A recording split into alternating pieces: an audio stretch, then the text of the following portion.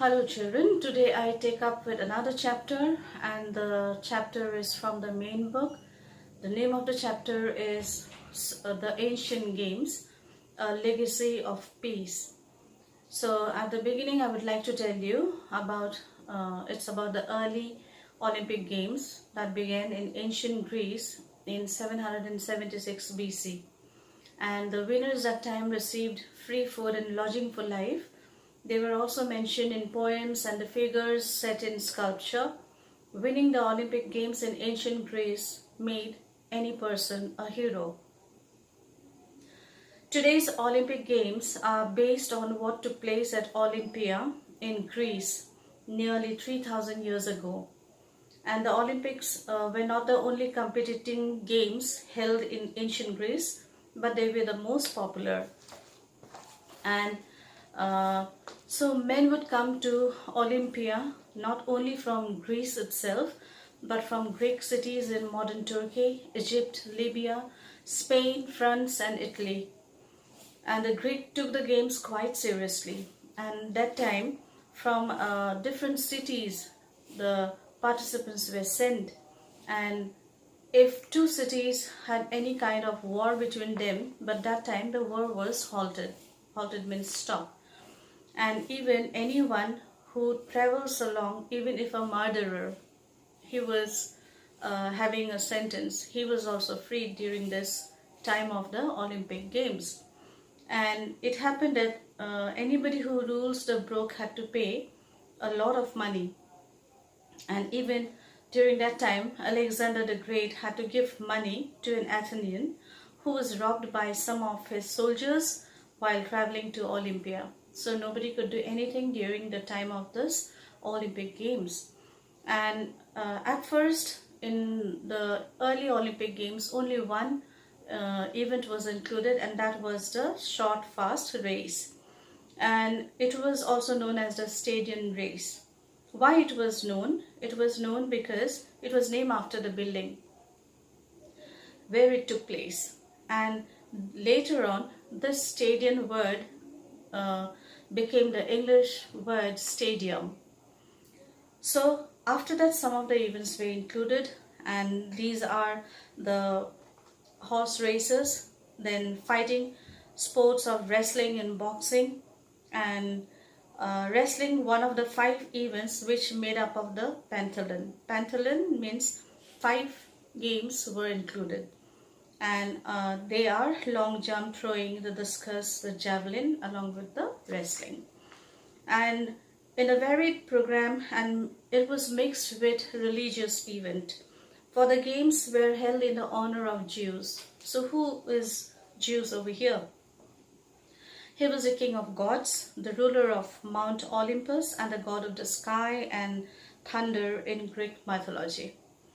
And the victor of these early games were crowned with wreath of a sacred olive tree, and that grew behind the temple of Zeus. And according to tradition, this tree was planted by Hercules, the founder of the game.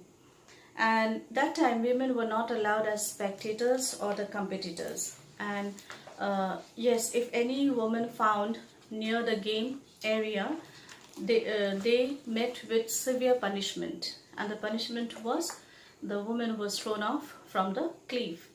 So it was really a very cruel thing for the woman.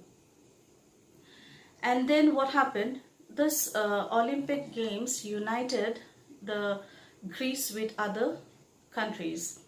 And it was actually like, because of the games, the different countries became closer to Greece. And later on, it was ruined. This place was ruined by earthquake and floods, and the ruins were discovered in 1874. And a French educator named Baron Pierre de Coubertin felt that by encouraging athletes for the youth, people of the world would come to have a better understanding of one another, and this would also promote peace. So their intention was to promote peace among the world. And these first few games were held in Greece in 1894 by forming the International Olympic Committee. And then later on it was re-established as the modern Olympic Games in 1896 in Athens. And their Olympic motto became as the faster, higher and stronger. And they also have the 5 ring and with a very loud color.